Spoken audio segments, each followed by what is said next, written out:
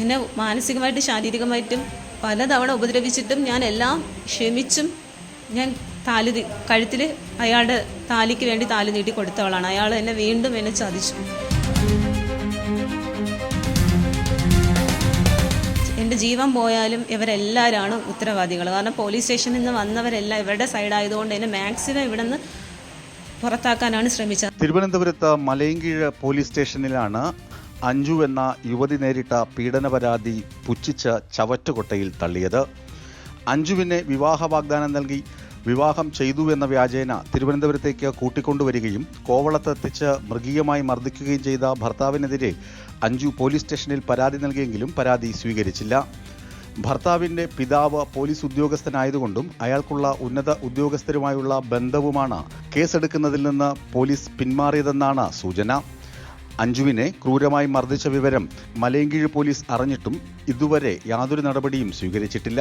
പകരം അഞ്ജുവിനെ പ്രതിയാക്കാനാണ് പോലീസിന്റെ നീക്കം. അഞ്ജു ഞങ്ങൾക്ക് നൽകിയ അഭിമുഖം പൂർണ്ണരൂപത്തിൽ ഞങ്ങൾ പ്രേക്ഷകരിൽ എത്തിക്കുകയാണ്. സംസ്ഥാന ആഭ്യന്തര വകുപ്പും ഇക്കാര്യം ശ്രദ്ധയോടുകൂടി കണ്ട് വേണ്ടത് ചെയ്യുമെന്നാണ് ഞങ്ങളുടെ പ്രതീക്ഷ. എൻ്റെ പേര് അഞ്ജു. ഞാൻ 2013 ഒരു പയ്യനായിട്ട് ഇഷ്ടത്തിലായിരുന്നു.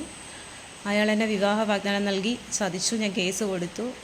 അയാളുടെ വാക്ക് വിശ്വസിച്ച് എന്നെ കല്യാണം കഴിക്കാമെന്ന് പറഞ്ഞതിനാൽ ഞാൻ മൊഴി മാറ്റി പറഞ്ഞു.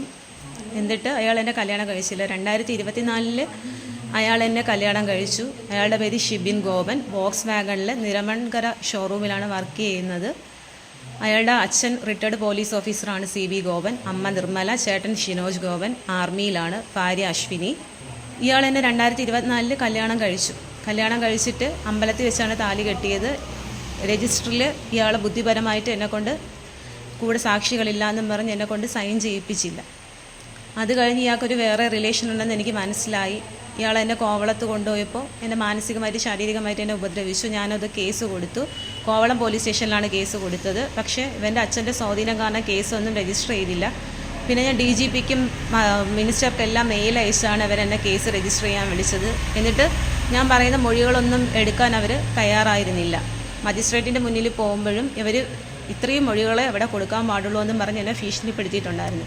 സ്റ്റേഷനിൽ ഞാൻ വീട്ടിൽ പോകുന്ന രാവിലെ വന്നിട്ട് സ്റ്റേഷനിൽ വീട്ടിൽ പോകുന്നത് 8 മണി വരെ എൻ്റെ വീട്ടിലെത്തുമ്പോൾ ഒരു തുള്ളി വെള്ളം പോലും എനിക്ക് അവിടെ നിന്ന് തന്നിട്ടില്ല. മാനസികമായിട്ടുള്ള ഒരുപാട് പീഡനങ്ങൾ ഞാൻ സ്റ്റേഷനിൽ അനുഭവിക്കേണ്ടി വന്നു. എന്നിട്ട് ഞാൻ ഈ പയ്യനായിട്ട് ഈ വീട്ടിൽ വന്ന് ഞാൻ താമസിച്ചു.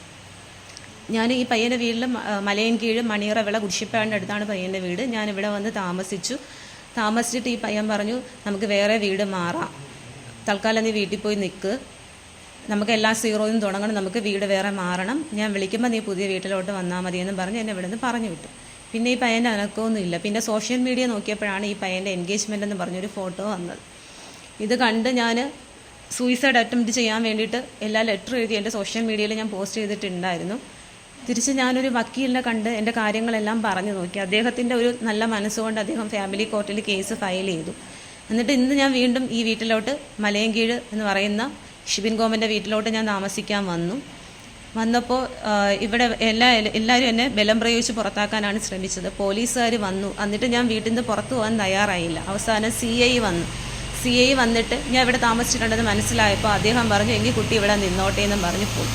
കുറച്ച് കഴിഞ്ഞപ്പം ഇവരെല്ലാം പുറത്തിറങ്ങിപ്പോയി ഗൂഢാലോചന നടത്തിയിട്ട് ഇപ്പോൾ പയ്യൻ്റെ അച്ഛനും അമ്മയും, പയ്യൻ ഇവിടെ ഇല്ല, ജോലിക്കാണ്, പയ്യൻ്റെ അമ്മമ്മ മാത്രമേ ഇപ്പോൾ ഉള്ളൂ, പയ്യൻ്റെ അച്ഛനും അമ്മയും കൂടെ പോലീസ് സ്റ്റേഷനിൽ പോയി. എനിക്കെതിരെ കംപ്ലൈൻറ്റ് തിരിക്കാനാണ് അവർ പോയിരിക്കുന്നത്.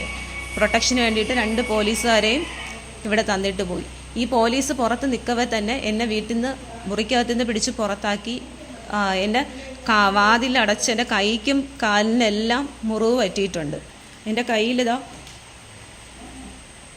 ഡോറിൻ്റെ ഇടയിലായി അത് തൊലി ഇളകിയ പാടാണ്. അതുപോലെ എൻ്റെ കാലും ഡോറിൻ്റെ ഇടയിൽ വെച്ച് ഇറുക്കിയിട്ടുണ്ടായിരുന്നു. എൻ്റെ ഫോണിൻ്റെ പൗച്ചും പൊട്ടി. കാരണം കൈ പിടിച്ചെടുക്കാൻ ശ്രമിക്കുന്നതിനിടയിൽ എൻ്റെ ഫോണിൻ്റെ പൗച്ച് പൊട്ടി.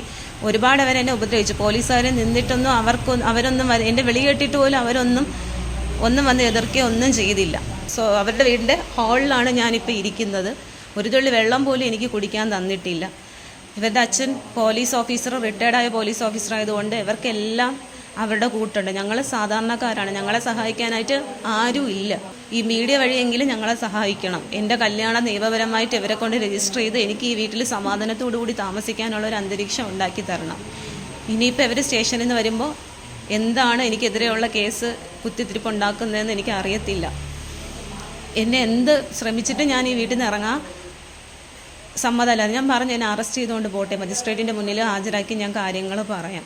ഈ പയ്യൻ കല്യാണം കഴിക്കാൻ പോകുന്നത് ആര്യനാടുള്ള ഒരു ബന്ധുവിനെയാണ് കല്യാണം കഴിക്കാൻ പോകുന്നത്. എന്നെ മാനസികമായിട്ടും ശാരീരികമായിട്ടും പലതവണ ഉപദ്രവിച്ചിട്ടും ഞാൻ എല്ലാം ക്ഷമിച്ചും ഞാൻ കഴുത്തിൽ അയാളുടെ താലിക്ക് വേണ്ടി താലി നീട്ടി കൊടുത്തവളാണ്. അയാൾ എന്നെ വീണ്ടും ചതിച്ചു.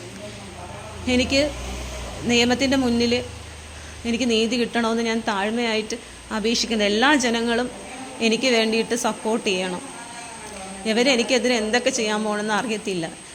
എൻ്റെ ജീവൻ പോയാലും ഇവരെല്ലാവരാണ് ഉത്തരവാദികൾ. കാരണം പോലീസ് സ്റ്റേഷനിൽ നിന്ന് വന്നവരെല്ലാം ഇവരുടെ സൈഡായതുകൊണ്ട് എന്നെ മാക്സിമം ഇവിടെ നിന്ന് പുറത്താക്കാനാണ് ശ്രമിച്ചത്. എന്നിട്ട് ഞാൻ പുറത്തു പോയില്ല. ഇനിയുള്ള അവസ്ഥയൊന്നും എനിക്ക് അറിയത്തില്ല എന്താണ് എനിക്ക് സംഭവിക്കാൻ പോകുന്നതെന്ന്. സ്ത്രീ സുരക്ഷ കേരളത്തിൽ ഇല്ലാതാവുകയാണോ രമേശ് ചെന്നിത്തലയുടെ പോലീസ് ഭരണകാലത്തെന്ന ആശങ്കയും അഞ്ജുവിൻ്റെ ഉറ്റബന്ധുക്കളും ചൂണ്ടിക്കാണിക്കുന്നു. വിസ്മയ ന്യൂസ്, തിരുവനന്തപുരം.